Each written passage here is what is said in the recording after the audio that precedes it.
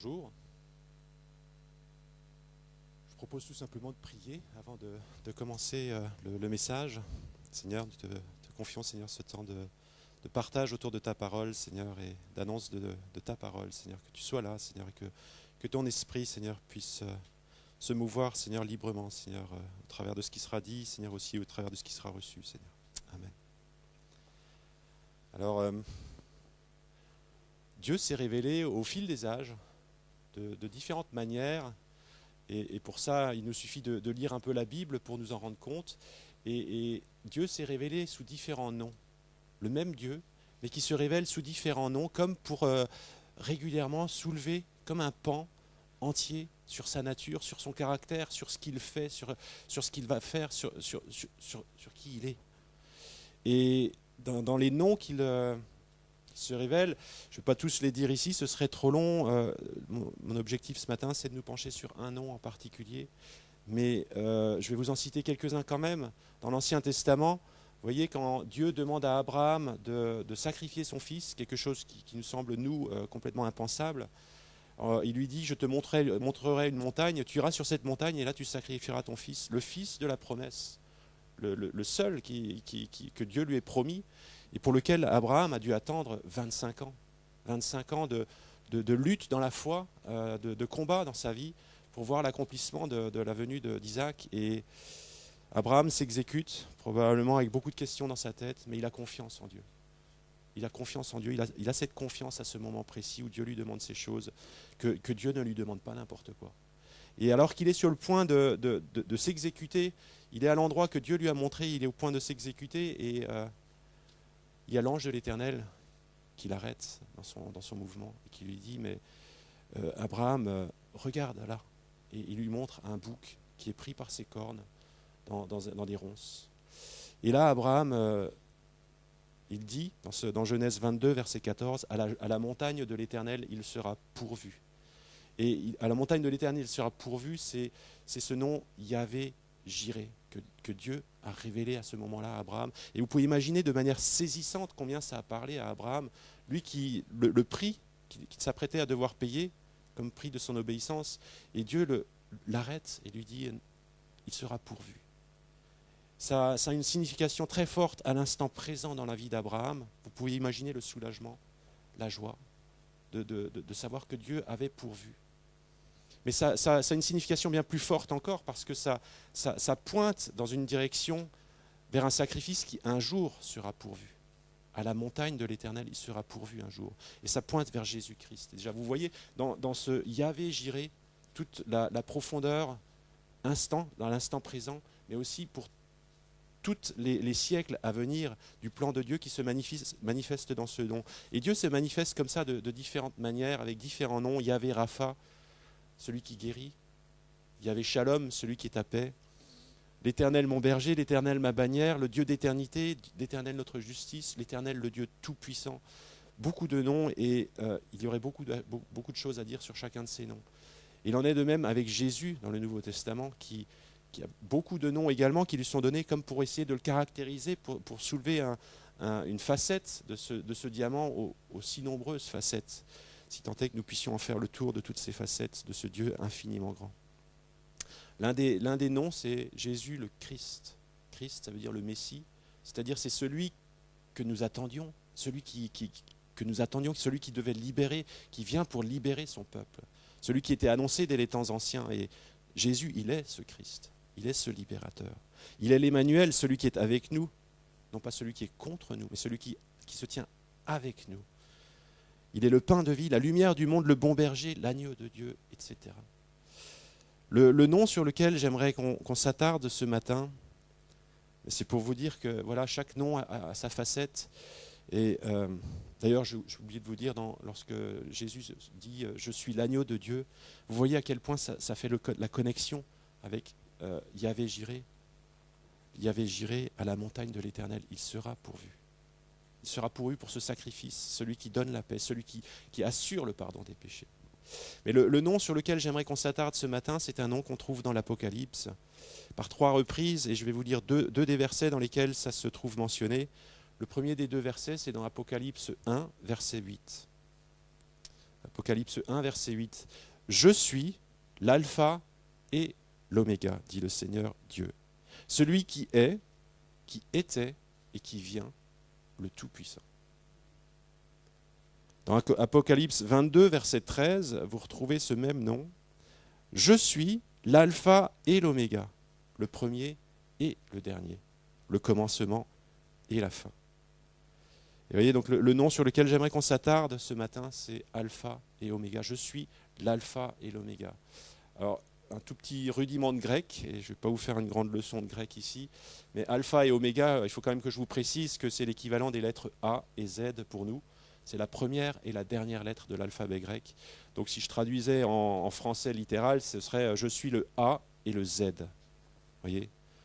Et d'ailleurs, c'est la raison pour laquelle il dit également « je suis le commencement » et la fin. Finalement, les deux se complètent et sont un peu synonymes dans les versets que je vous ai lus. Et le contexte dans lequel ce nom nous est révélé, « je suis l'alpha et l'oméga, le commencement et la fin », eh bien, c'est dans le livre de l'Apocalypse, justement. Le livre d'Apocalypse qui parle de la fin des temps. De la fin des temps. Ces temps qui précèdent son retour. Et j'aimerais souligner ici que, toujours en restant un peu dans le contexte, pour qu'on mesure un petit peu de quoi il s'agit, c'est que dans les évangiles, on fait un petit retour en arrière, dans Matthieu, Marc, Luc et Jean. Dans ces évangiles, on voit Jésus, le Messie, celui qui est le roi des rois, celui qui incarne Dieu, qui est Dieu fait chair sur cette terre, eh bien, qui se rend accessible au point que même sa naissance, vous voyez, il est un simple bébé. Un simple bébé qui naît dans une crèche, dans une étable, si vous voulez, au milieu des animaux, et que l'on couche dans une mangeoire. Il s'est rendu fragile, vulnérable. Et pourtant, il est le roi des rois. Pourtant, il est le roi des rois. Dans son aspect, il n'avait rien, c'est ce que nous dit la Bible, rien pour attirer notre regard. Au point même qu'il était possible de le côtoyer. Des hommes ont pu le côtoyer, peut-être le toucher, peut-être être à ses côtés, sans se rendre compte de qui il était. Tellement il n'avait rien pour attirer le regard. À moins que ils ne prêtent attention à ce que disait Jésus. À moins que dans leur cœur, ils n'écoutent et ne saisissent les paroles de vie qui sortaient de sa bouche. À moins que dans leur cœur, ils ne se laissent interpeller par les signes, les miracles que Jésus accomplissait. Mais vous voyez, à moins de ne prêter attention à ces choses-là, il était possible de côtoyer Jésus comme peut-être n'importe qui. De le croiser dans la rue d'un village en Israël sans savoir que, voilà, il y a le Fils de Dieu, il y a Dieu lui-même qui est là à cet instant précis. Et il s'est rendu accessible au point même qu'il s'est rendu vulnérable, lui le Dieu Tout-Puissant, au point de se laisser crucifié même sur une croix. Quelque chose qui semblerait impensable pour un Dieu aussi puissant. Et même après sa résurrection, après être mort à la croix, ressuscité le 3e jour, eh bien on voit encore ses disciples qui le côtoient et qui peuvent s'approcher de lui. Et bon, évidemment, il y a quelque chose qui a un peu changé parce que là, maintenant, Jésus est ressuscité, ils se rendent compte qu'il y a quelque chose de vraiment fort, mais il reste encore avec cet aspect humain où les disciples peuvent s'approcher de lui. À présent que nous nous trouvons dans les versets que je vous ai lus, à présent que nous nous trouvons dans l'Apocalypse, dans les versets que je vous ai lus, dans Apocalypse 1, verset 8, lorsque Jésus se révèle comme l'alpha et l'oméga, eh bien, Jésus est le même. Il est le même, par essence. Il n'a pas changé. Parce que la Bible nous dit, je suis le même hier, aujourd'hui et éternellement. Dans son caractère, dans sa nature même, il n'a pas changé. Mais pourtant, il est transfiguré à cause de la gloire qui le recouvre maintenant. Maintenant qu'il est remonté au ciel, ce même Jésus que l'on pouvait côtoyer sans même s'en rendre compte, et c'est Jean qui nous en fait le rapport, Jean qui n'est pas n'importe qui, Jean qui est celui dont la Bible nous dit que c'est le disciple que Jésus aimait. C'est celui qui se penchait sur le cœur de Jésus pour lui poser des questions lors de la Sainte Seine. C'est celui qui avait cette proximité particulière avec Jésus-Christ. Eh bien, ce même Jean, vous voyez, dans Apocalypse 1, quelques versets plus loin, dans 12 à 18, et je souligne un petit peu plus ici l'aspect oméga de ce nom alpha et oméga. Je vais vous lire les versets 12 à 18 dans le chapitre 1er. C'est Jean qui raconte. Il entend une voix qui lui parle et je vais commencer la lecture au verset 12. « Je me retournai pour découvrir la voix qui me parlait. Après m'être retourné, je vis 7 chandeliers d'or. Et au milieu des chandeliers, quelqu'un qui ressemblait à un fils d'homme. » C'est le nom que Jésus aimait se donner, fils de l'homme. Qui ressemblait à un fils d'homme. Il était vêtu d'une longue robe et portait une ceinture d'or sur la poitrine. Sa tête et ses cheveux étaient blancs comme laine blanche, comme neige. Ses yeux étaient comme une flamme de feu. Ses pieds comme du bronze qui semblait rougi au four. Et sa voix comme la voix des grandes eaux. Il avait dans sa main droite 7 étoiles. De sa bouche sortait une épée aiguë à 2 tranchants. Et son visage, il était comme le soleil lorsqu'il brille dans sa force. Quand je le vis, je tombai à ses pieds comme mort. C'est Jean qui écrit ça. Vous voyez, Jésus qui est le même, mais qui cette fois-ci est revêtu de l'éclat de la gloire, celle dont il s'était dépouillé pour venir jusqu'à nous, pour se rendre accessible. Eh bien, Jean a eu comme une vision de cette gloire de Jésus, celle dont il s'est recouvert à nouveau dans les lieux célestes, après y être monté, et celle qui, un jour, sera manifestée, au jour de son retour. En prenant la Sainte Seine, tout à l'heure, il a été dit « Faites ceci en mémoire de moi », parce que chaque fois que vous en prenez, vous annoncez ma mort, jusqu'à ce que je vienne. Il est bien question, je vienne, jusqu'au retour. Et le jour où il reviendra, il nous faut réaliser qu'il n'en sera probablement pas autrement pour nous que pour Jean. Vous voyez l'attitude de Jean qui a été tellement confondu par cette gloire de Jésus qu'il en est tombé comme mort devant la face de Jésus-Christ. Et parfois, nous pouvons oublier à qui nous avons affaire parce qu'il s'est rendu tellement accessible. Mais lorsque Jésus dit « Je suis l'alpha et l'oméga », il nous faut réaliser à qui nous avons véritablement affaire. Il est Dieu. Il est Dieu. Il n'est pas notre copain simplement comme ça, mais il est Dieu. Et un jour, nous tomberons face contre terre devant lui. Un jour, tout genou fléchira devant lui. Il nous faut réaliser cela. Et Jean l'a réalisé. Pourtant, c'était quelqu'un qui était proche de Jésus, vous voyez, au moment où Jésus était sur terre. Et s'il en a été ainsi pour Jean, à combien plus forte raison en sera-t-il ainsi pour chacun d'entre nous? Donc il y a quelque chose de solennel ici, parce que Jésus dit « Je suis l'alpha et l'oméga ». Parce qu'un jour, ce côté oméga, eh bien, nous le verrons parce qu'il reviendra.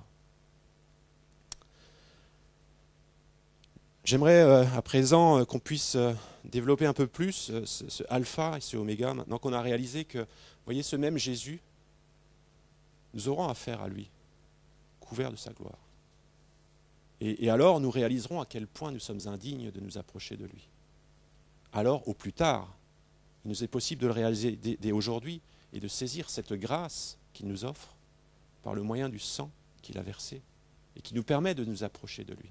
Non pas à la légère, mais conscient à qui nous avons affaire. La première chose que je voudrais souligner pour développer ces aspects de alpha et d'oméga, c'est que, et les versets nous le disent, je suis l'alpha et l'oméga, le commencement et la fin. Ça implique qu'il y a un commencement et qu'il y a une fin. Et j'ai envie de poser la question, mais un commencement et une fin à quoi? Dans les contextes, et je vous l'ai déjà cité, mais je vais vous lire juste le verset qui précède, le verset 8.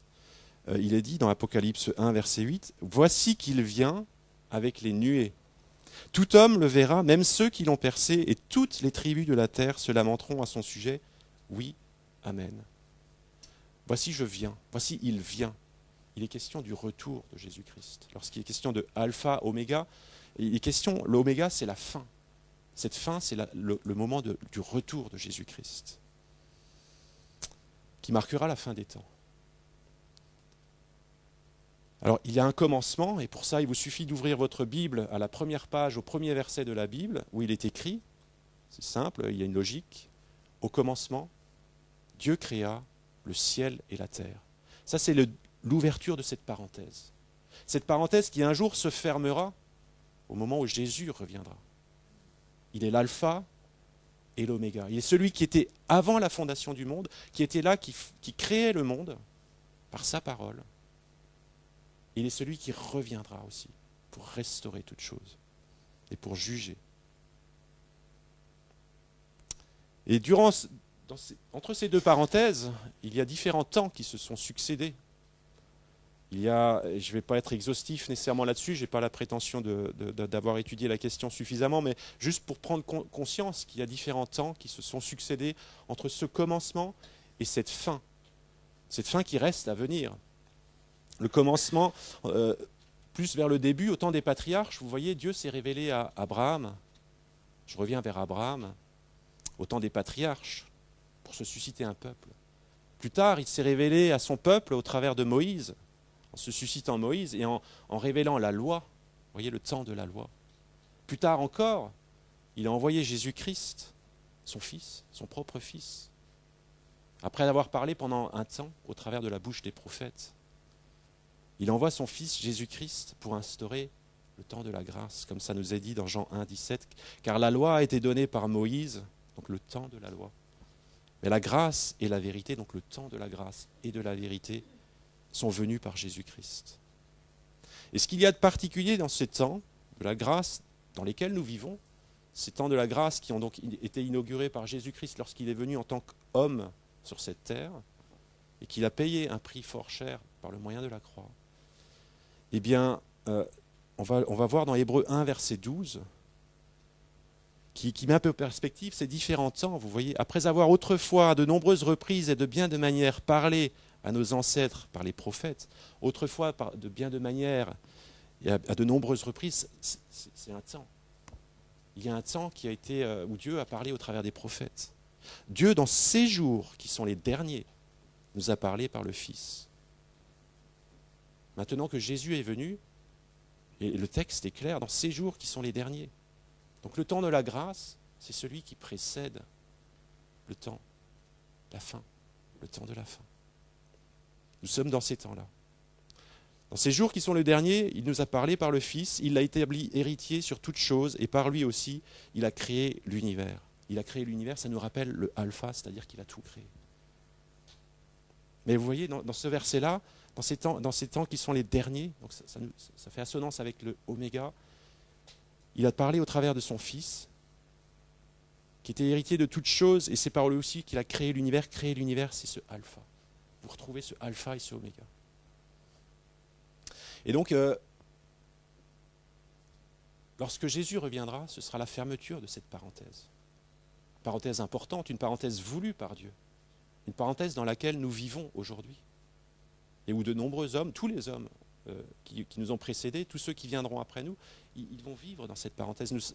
Je n'ai pas la prétention de vous dire ici quand cette parenthèse se fermera, ça c'est pas à moi de le dire, c'est Dieu qui le révélera. Mais il nous faut savoir qu'un jour cette parenthèse se fermera. Ça c'est important de le savoir. Il ne nous appartient pas de connaître ni l'heure ni le jour, mais il nous appartient de savoir que cette parenthèse un jour se fermera et alors, au plus tard, nous aurons affaire à Jésus-Christ comme Jean a eu affaire à lui. Il est tombé comme mort devant sa face. Il n'y aura rien en nous qui pourra tenir devant lui. Alors que se passera-t-il à la fin? Peut-être juste avant de dire qu'est-ce qui se passera à la fin, eh bien, le fait qu'il y ait un commencement et une fin, ça nous indique clairement qu'il n'y a pas, d'une manière indéfinie, une succession de temps, et que ça va durer comme ça pour toujours. Non, on est dans une chronologie divine, et cette chronologie, un jour, il y aura un point d'arrêt. Il nous faut réaliser cela. Et parfois, dans nos vies, nous vivons comme si, vous voyez, ce point d'arrêt n'existait pas, comme si cette chronologie allait pour toujours. Il nous faut réaliser que cette chronologie, un jour, aura un point d'arrêt. C'est important, et on y reviendra. Alors que se passera-t-il? Je vais simplement nous rappeler qu'est-ce qui se passera le jour où Jésus-Christ reviendra. Et nous avons vu au travers de la description que Jean fait de Jésus-Christ, qu'il reviendra en gloire, couvert de gloire. Au point que Jean essayait de trouver des mots pour décrire cette gloire, cette épée à double tranchant aigu qui sortait de sa bouche.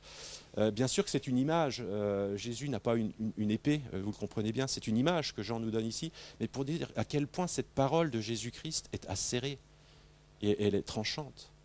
Lorsqu'il nous dit que son visage est comme l'éclat du soleil dans sa force, voilà, ça nous parle, c'est pour nous donner des images qui parlent, c'est-à-dire que pour nous, il est impossible de regarder le soleil, ou plutôt, si nous le regardons, nos yeux seront brûlés. Ne l'essayez surtout pas. Mais vous voyez, il est impossible de regarder Jésus-Christ, tellement son éclat est fort. Il y a eu des prémices de cela avec Moïse, qui devait se mettre un voile pour pas que le peuple d'Israël n'ait peur de s'approcher de lui lorsqu'il revenait de la présence de Dieu. Mais Jésus-Christ, qui est Dieu lui-même, a combien plus forte raison. C'est la différence entre la lune et le soleil, vous voyez. La lune, elle reflète le soleil, et on peut regarder la lune. Moïse était comme la lune, si vous voulez. Il reflétait un peu le soleil, avec beaucoup de déperdition dans la puissance lumineuse. Mais Jésus, il est le soleil lui-même, la source de la lumière du monde. Et donc Jésus reviendra triomphal et il nous apparaîtra tel qu'il est dans les lieux célestes. Un deuxième point qui se produira à la fin, c'est que les morts ressusciteront. Tous les morts. Et Paul le formule ainsi dans Actes 24, les versets 15 à 16, il dit « J'ai en Dieu cette espérance qu'il y aura une résurrection des justes et des injustes. C'est pourquoi moi aussi je m'exerce à avoir constamment une conscience irréprochable devant Dieu et devant les hommes. » Vous voyez, il parle d'une résurrection des justes et des injustes. C'est important de le savoir, ce n'est pas que les justes qui ressusciteront. Et lorsque parfois on se dit, eh bien, la mort c'est la fin, il n'y a plus rien après, c'est faire une grossière erreur. Il y a toute l'éternité après. Le temps que nous avons vécu sur cette terre n'est rien en comparaison de l'éternité. Et que nous soyons justes ou injustes, nous serons confrontés à l'éternité. Et alors, l'autre élément qui se produira, c'est que chacun comparaîtra devant le trône et devra rendre des comptes. Hébreux 9, 27, il est réservé aux hommes de mourir une seule fois. Une seule fois. Il n'est pas question de réincarnation ici, une seule fois. Après quoi vient le jugement. Ce jugement, nous aurons tous à y faire face. Et Jésus explique au travers de paraboles dans les chapitres 25 de Matthieu, en disant que ce temps de jugement, ce sera le temps où un tri sera fait. D'un côté, ceux qui partiront pour le châtiment éternel, donc une vie éternelle, mais remplie de souffrance, de châtiment, sans aucun espoir, sans aucune lumière. Je ne sais pas si on peut imaginer la détresse que cela représente. Et je pense qu'on peut le souhaiter à personne. Si on essaie d'imaginer, de se retrouver dans une situation la pire qu'on ait connue, et de se dire que cette situation-là, elle durera pour toujours, qu'il n'y a aucun espoir de s'en sortir, c'est terrible. C'est terrible.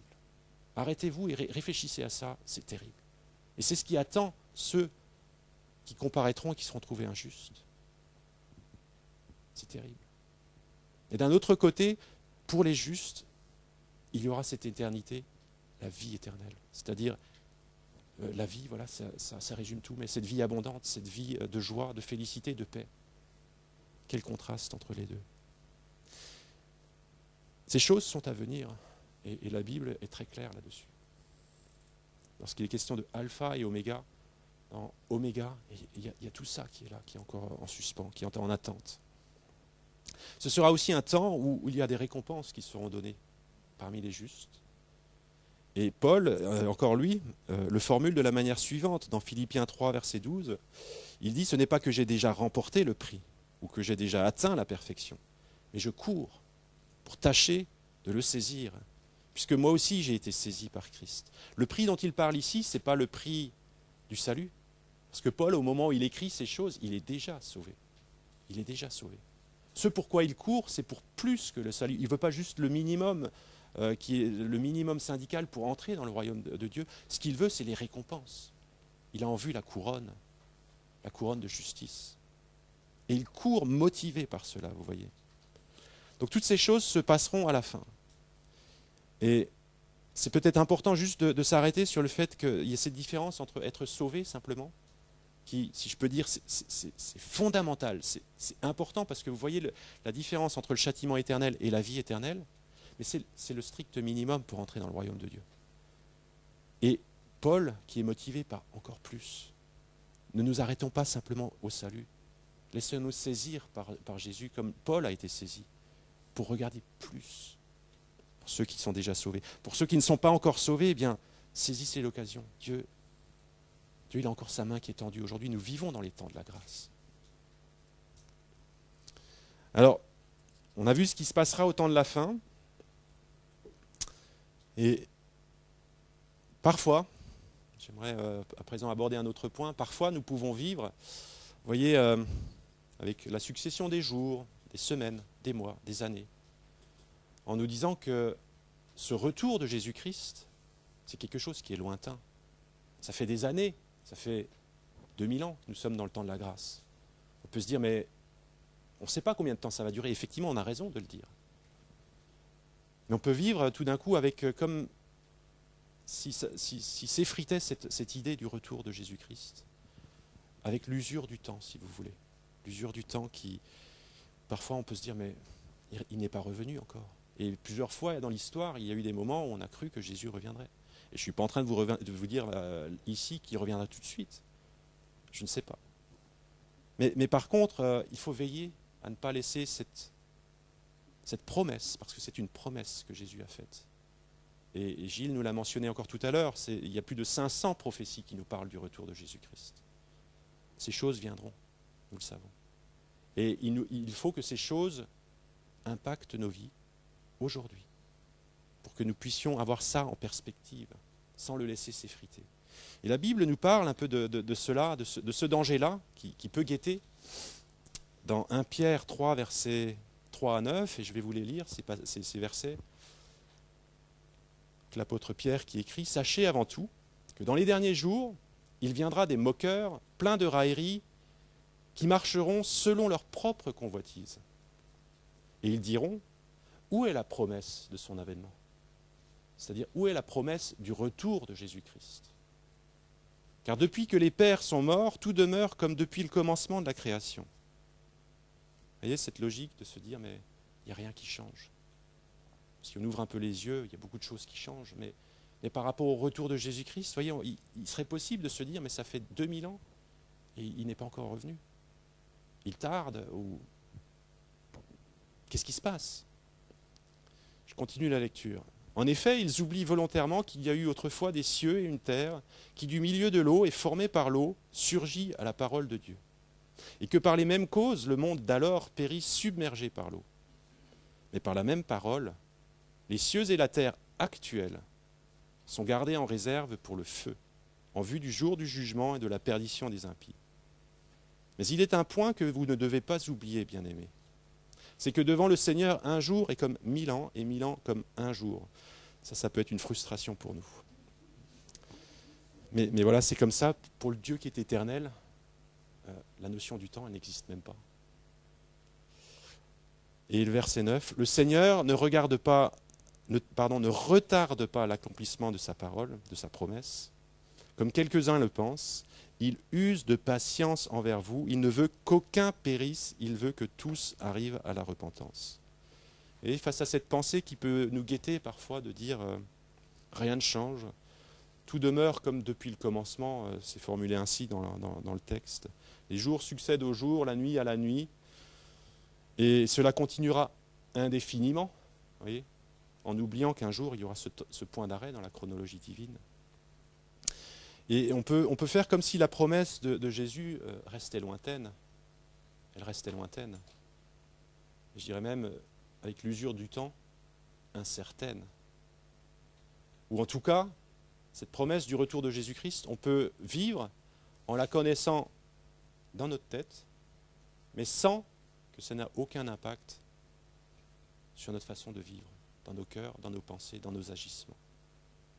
Et ça, c'est la preuve qu'effectivement, il y a une usure face à cette promesse pourtant glorieuse du retour de Jésus-Christ. Et ce qui nous est cité dans ce texte, vous voyez, c'est le temps de Noé. Il est fait allusion au déluge. Le temps de Noé, ce que Dieu a demandé à Noé, c'est de construire une arche. Pas juste une barque, pas juste une pirogue de creuser dans un tronc d'arbre. Non, une arche, un bateau gigantesque qui ne fait pas le mine, pas le figure face aux supertankers d'aujourd'hui. Sauf qu'il l'a construit il y a de nombreux millénaires, donc pas avec les mêmes moyens techniques. C'est ce que Dieu lui avait demandé. Et il y a une raison pour que Noé ait dû construire un bateau gigantesque comme ça, à cette époque-là, avec les moyens de l'époque qui étaient insignifiants par rapport à ceux que nous avons aujourd'hui. Ça lui a mis environ 100 ans, je ne vais pas prétendre être exact, mais environ un siècle pour construire ce bateau. Un temps très long. Et si on réfléchit à l'échelle de nos vies, 100 ans, c'est toute une vie. À l'époque de Noé, Noé a vécu plus longtemps que ça, fort heureusement, sinon il n'aurait pas pu achever ce bateau. Mais ça a quand même représenté une durée phénoménale dans la vie de Noé, où jour après jour, en persévérant, il a continué d'œuvrer pour construire ce bateau, non pas au bord de la mer, mais au milieu des terres, loin de l'eau qui pourrait un jour porter le bateau. Durant tout ce temps, eh bien, il y a une génération qui a pu voir, jour après jour, la construction de ce bateau. Planche après planche, poutre après poutre, les échafaudages. Ces choses sortirent très doucement de terre, puisque ça s'est étalé sur 100 ans, vous voyez. Il n'y a pas eu une révolution du jour au lendemain, c'est quelque chose qui s'est fait doucement, un jour à la fois, avec les forces dont disposait Noé, c'est-à-dire lui-même, sa famille, et on ne sait pas si d'autres personnes ont participé, mais en tout cas, lui, sa famille, était impliquée dans la construction de l'arche. Un temps où, jour après jour, cette arche était comme un message pour la génération qui l'a vue en phase de construction. Un message qu'un jour, il y aurait un déluge. Un jour, il y aurait un jour de jugement. Un jour, Dieu allait juger la terre. Ce message, il l'avait sous leurs yeux pendant 100 ans. Pourquoi ? Parce que Dieu usait de patience. Il voulait que le plus grand nombre, il voulait leur laisser le maximum de temps et de chance pour pouvoir se repentir. C'est ça l'objectif que cherchait Dieu. Il veut que tous arrivent à la repentance. Cette repentance qui nous permet, vous voyez, d'être réconciliés avec Dieu. Durant ce temps, eh bien, jour après jour, ces hommes, ils ont vu cette arche en construction et probablement qu'au début, ils ont été fort interpellés. Et ils ont dû se positionner en disant, mais qu'est-ce qui t'arrive, Noé, qu'est-ce qui te prend ? Qu'est-ce que tu es en train de construire ? Ça les a intrigués. Ils se sont posés des questions. Ils lui ont posé des questions. Noé leur a répondu. À ce titre-là, il était le prédicateur de la justice parce qu'il a dû répondre à leurs questions. Et même s'il n'avait pas répondu à leurs questions, il y avait cette arche qui parlait d'elle-même, qu'il y aurait un jour un jugement. Et qu'il y avait un moyen d'être sauvé. C'était cette arche. Mais ces hommes, qu'ont-ils fait ? Lorsqu'on lit l'histoire de Noé, on ne retrouve que Noé et sa famille qui sont entrés dans l'arche.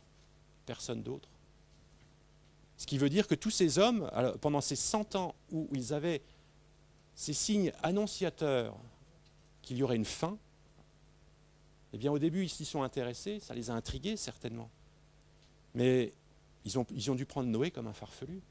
Noé, tu construis ce bateau au milieu de nulle part, il n'y a pas d'eau ici. Alors que ça aurait dû les interpeller d'autant plus. Justement, il n'y a pas d'eau. Mais un jour, il y en aura. Et jour après jour, ils se sont laissés comme... ils n'ont pas pris position. Et cette arche qui les a interpellés au début, et face à laquelle ils n'ont pas choisi de prendre une position de mettre leur vie en ordre pour se préparer justement au jugement. Eh bien ces hommes, cette arche est rentrée comme dans leur paysage. Et chaque jour, ils la voyaient, mais sans plus la voir. Ils la voyaient sans plus percevoir le message qui était attaché à cette arche. De la même manière que nous pouvons, nous, dans nos campagnes, voir des croix à plein d'endroits, sans plus percevoir le message qui est attaché à cette croix. Il y a une croix ici, vous voyez, on a pris comme l'habitude de voir les choses, sans plus réaliser que, oui, cette croix, elle nous parle de salut. Elle nous parle de salut parce qu'il y aura un jugement. Et il est important d'être prêt pour ce jour du jugement. Et il y a une arche qui a été donnée au temps de Noé, qui était le seul moyen d'être sauvé. C'est pour ça qu'il n'y a que Noé et sa famille qui ont été sauvés.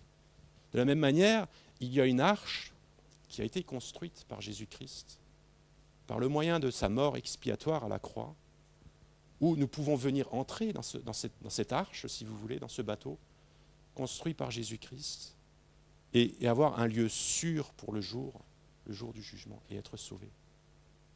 Et entrer dans l'éternité, où nous connaîtrons la vie pleine et entière. Et donc, vous voyez, il est possible d'avoir les réalités devant nous, sans plus les percevoir, et sans plus que ça ait d'impact dans nos vies. Et je dirais que c'est au point où, moi je me suis posé déjà la question, mais pourtant, il y a les animaux qui sont venus deux par deux. Ils sont venus deux par deux, les animaux. Les gens ont dû voir ça a dû les intriguer. Qu'est-ce qui se passe? Il y a quelque chose qui se passe, l'arche est finie. Et là, maintenant, on commence à voir tous les animaux qu'on connaît, et même des animaux qu'on ne connaît pas, qui viennent deux par deux et qui rentrent dans l'arche. Quelque chose de surnaturel. Mais vous voyez, ils avaient repoussé, ils n'avaient pas voulu entendre le message de cette arche pendant tellement longtemps que leur cœur s'était endurci à un point où même ce signe qui pourtant aurait dû les interpeller avait le pouvoir de les interpeller. En se disant, les temps sont sérieux, il y a les animaux qui viennent, maintenant c'est le moment de se préparer. Eh bien, ces gens, ils ont vu ça se passer sous leurs yeux, mais ils n'ont pas réagi. Leur cœur était devenu tellement dur à force de résister, à force de ne pas croire Dieu, à force de regarder ces choses et de simplement les ignorer. Vous voyez ? Et la question, lorsque nous parlons de Jésus qui est l'alpha et l'oméga, eh bien, ça nous parle de son retour. Ça nous parle de ce jour-là où le temps s'arrêtera et l'éternité commencera. Si tant est que l'éternité puisse commencer, où nous entrerons dans l'éternité, nous serons confrontés à l'éternité. Eh bien, prenons-nous vraiment au sérieux ce message qui nous est transmis aussi par la croix. Faites ceci en mémoire de moi, car vous annoncez, en prenant le pain et le vin, vous annoncez la mort à la croix jusqu'à ce que je vienne, jusqu'à ce que je vienne. Cette mort à la croix, c'est cette arche qui nous permet d'être sauvés. Jusqu'à ce que je vienne, c'est le jour où le jugement s'abattra, comme le déluge est venu au temps de Noé. Saisissons vraiment l'importance de ce message de la croix dans les temps qui précèdent. Et je le redis, dans Hébreu, il est écrit dans ces temps qui sont les derniers. Regarde. Et je voudrais souligner à présent peut-être un détail avant de poursuivre, c'est que dans le verset dans Apocalypse que nous avons lu dans Apocalypse 1, verset 8, « Je suis l'alpha et l'oméga, dit le Seigneur, celui qui était, qui est et qui vient, virgule, le Tout-Puissant. » Le Tout-Puissant, pourquoi c'est important dans cette phrase-là? Parce que, alors, je fais un parallèle qui n'est pas judicieux, mais vous allez le comprendre. C'est qu'aujourd'hui, lorsque dans les campagnes électorales, il y a beaucoup de promesses qui sont faites. Et bien souvent, nombre de ces promesses sont faites, mais sans qu'il n'y ait le moyen de tenir ces promesses. Ces promesses, c'est intenable. Mais dans le verset que je viens de vous rappeler, il est précisé le Tout-Puissant. Le Tout-Puissant, ça veut dire que Dieu, il n'est pas un homme. Il n'a pas une capacité limitée. Sa puissance, elle ne se restreint pas simplement, même tout président qu'il serait, un président a des pouvoirs qui sont très limités, ou même un dictateur ne peut faire qu'un certain nombre de choses, et son pouvoir est très limité, insignifiant devant le Tout-Puissant.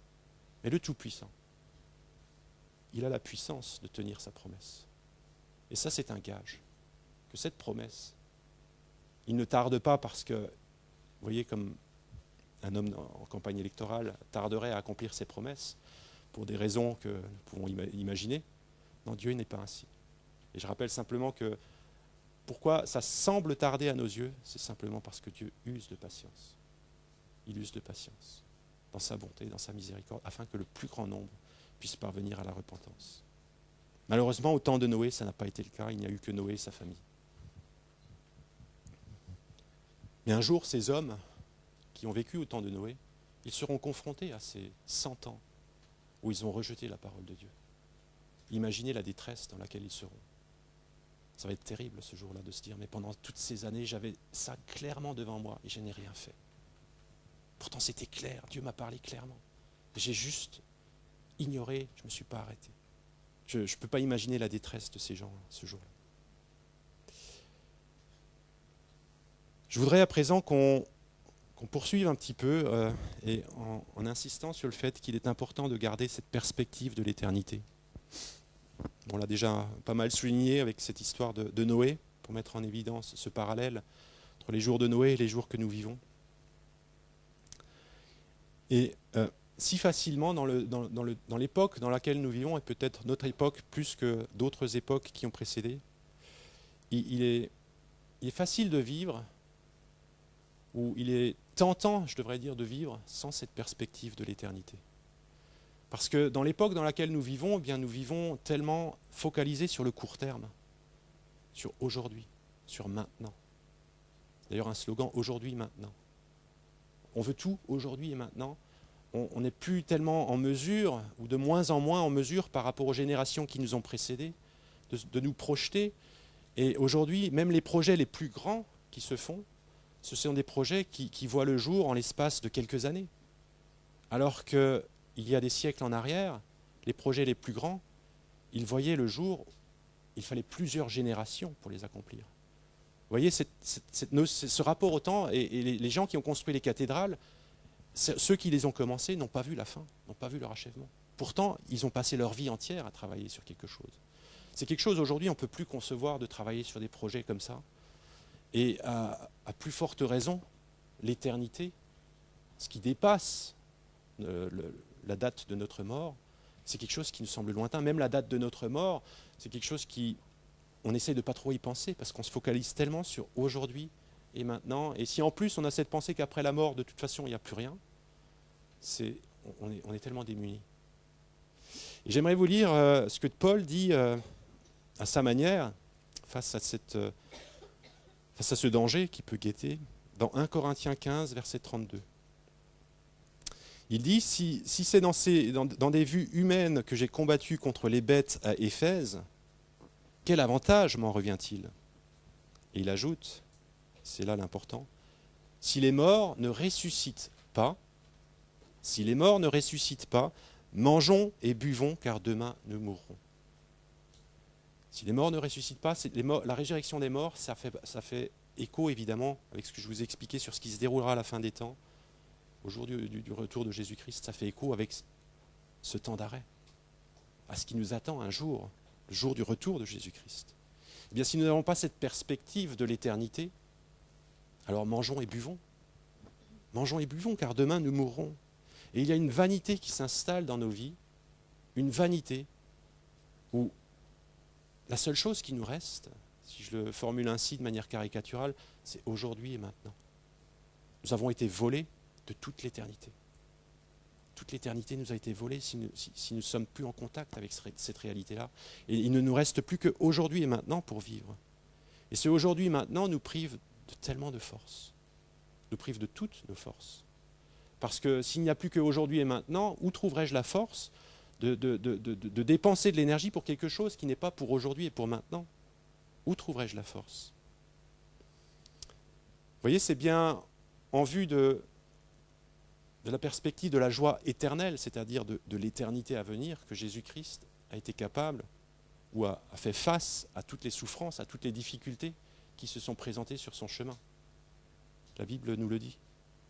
Paul, ici, nous le dit de la manière suivante, il a dû combattre des combats intenses, il a combattu contre des bêtes à Éphèse. On ne sait pas de quoi il s'agit, mais c'est certainement des combats spirituels, intenses contre des bêtes.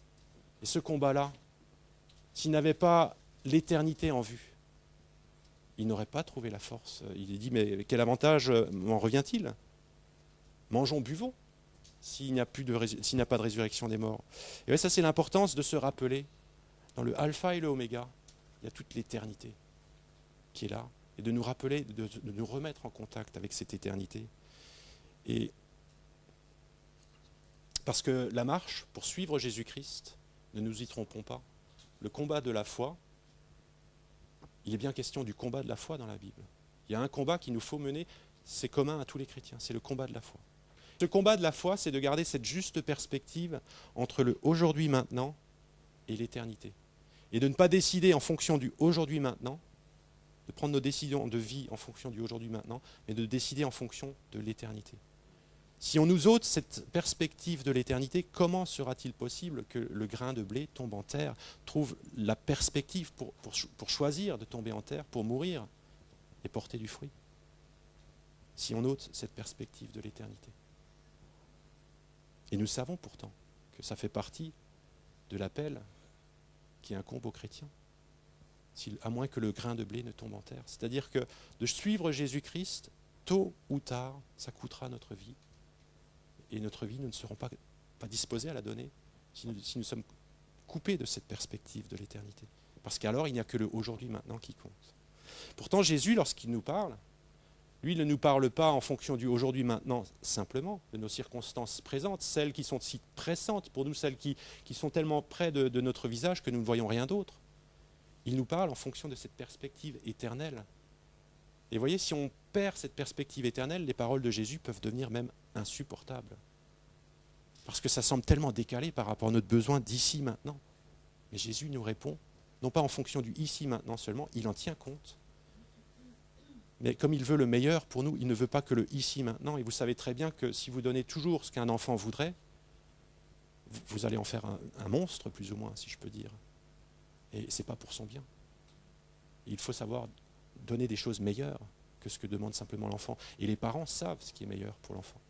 L'enfant ne sait pas toujours. Et nous sommes comme des enfants devant Dieu. Nous pensons savoir, et dans nos cœurs, c'est tellement pressant que le ici, maintenant, mais Dieu y répond en fonction de l'éternité. Il nous faut saisir cette réalité profonde pour pouvoir accepter ces paroles, les paroles, ce que Dieu nous dit lorsqu'il nous parle.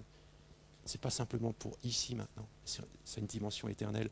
Et vous voyez, dans les noms au travers desquels il se révèle, il y a cette dimension de l'éternité lorsqu'il dit « Je suis Yahvé Jiré, celui qui pourvoit ».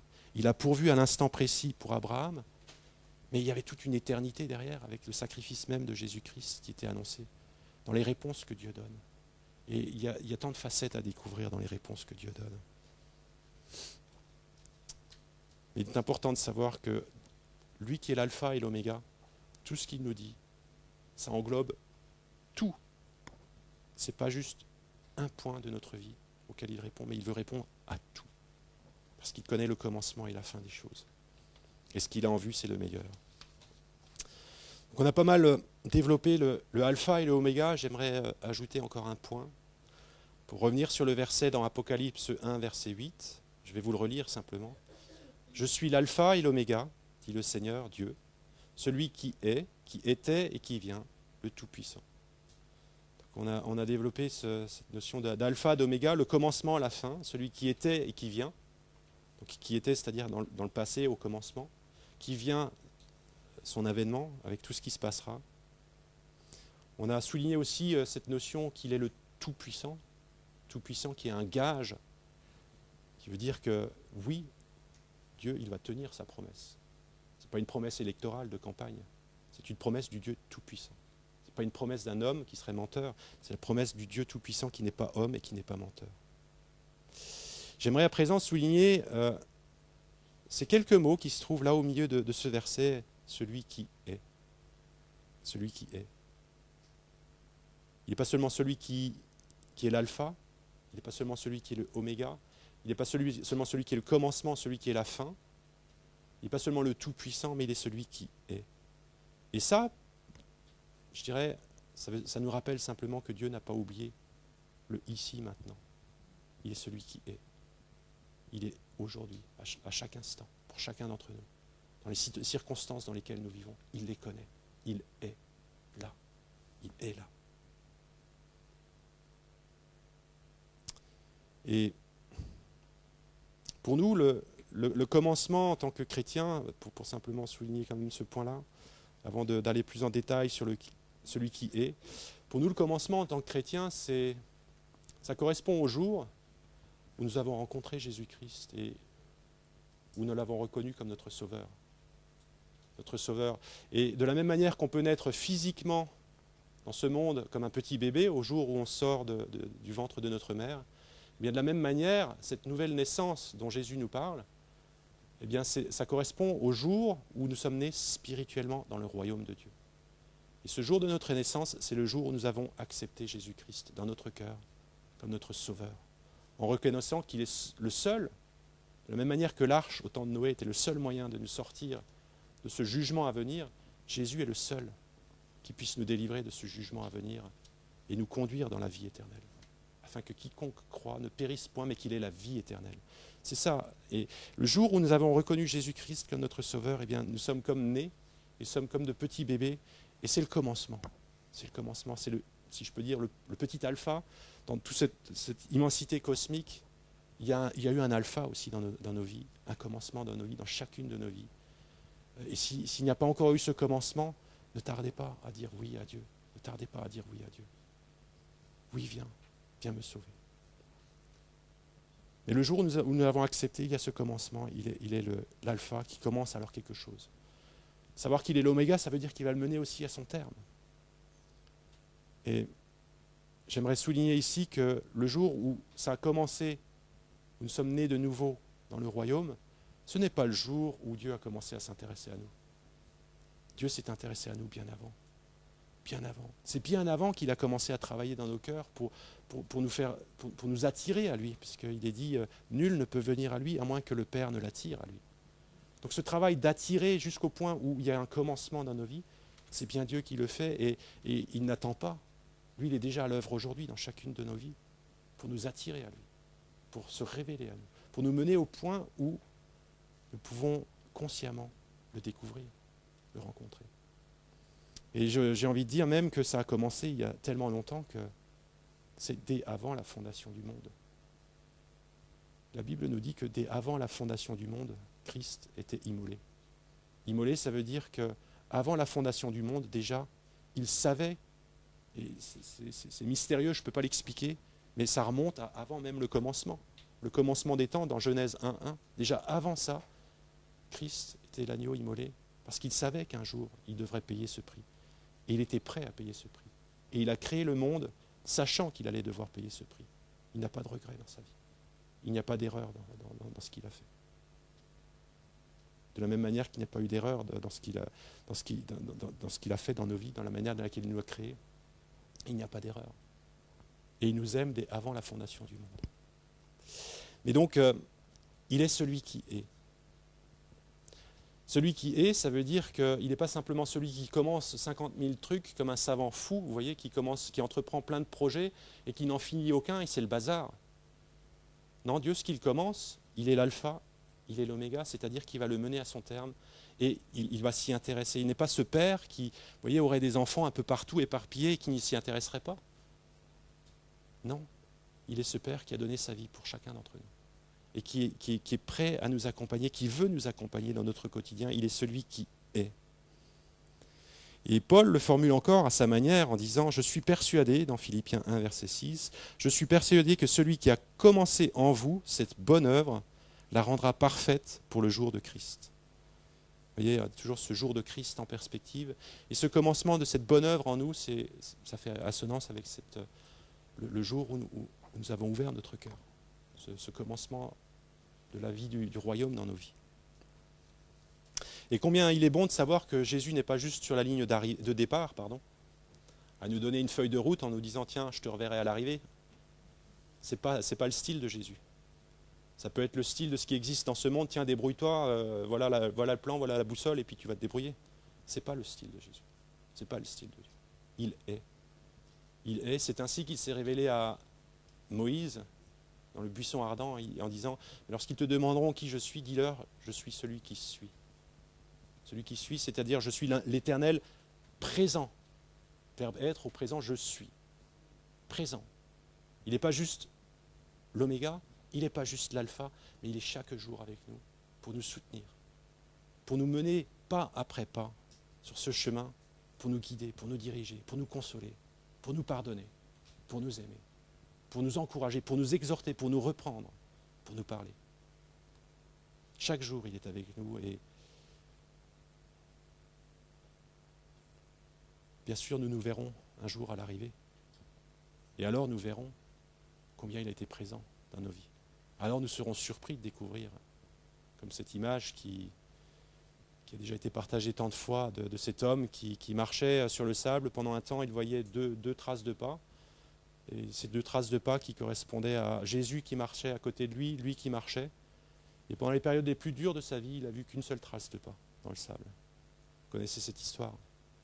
Et lorsque un jour il est en présence de Dieu, il demande, mais pourquoi dans les moments les plus difficiles de ma vie, il n'y avait qu'une seule trace de pas? J'étais seul. Et là Jésus qui lui dit, mais non, tu n'étais pas seul, c'est moi qui te porte. C'est moi qui te porte. Tel est notre Dieu, celui qui est.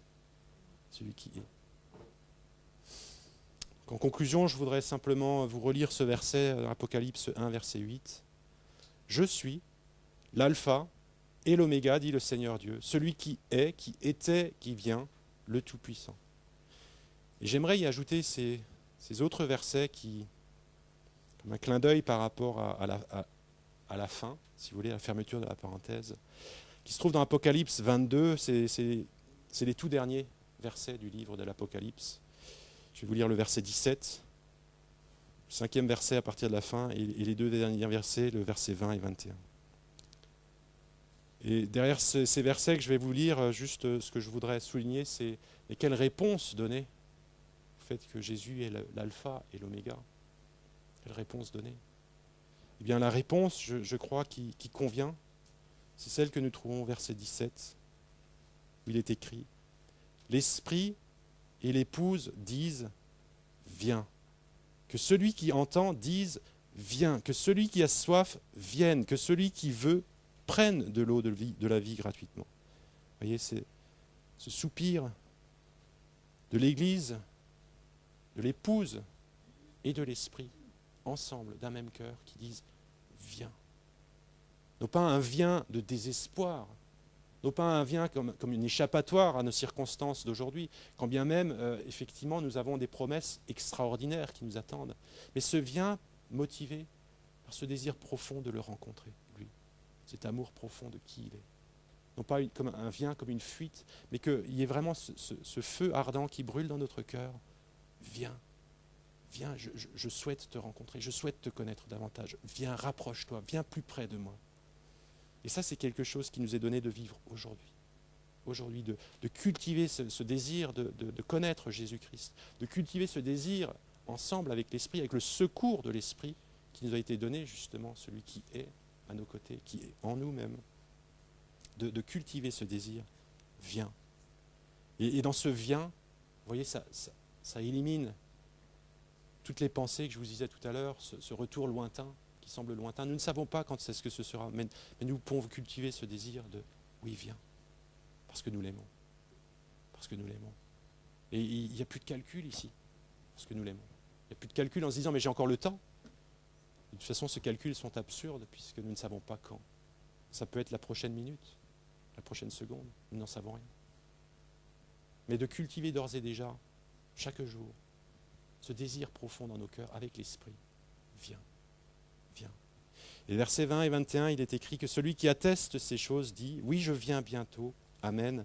Viens, Seigneur Jésus, que la grâce du Seigneur Jésus soit avec vous. » Et la réponse au verset 20, vous voyez, qui achève un peu les écrits que nous avons dans la Bible, c'est « Oui, je viens bientôt. » Nous ne savons pas quand, mais nous savons que c'est bientôt.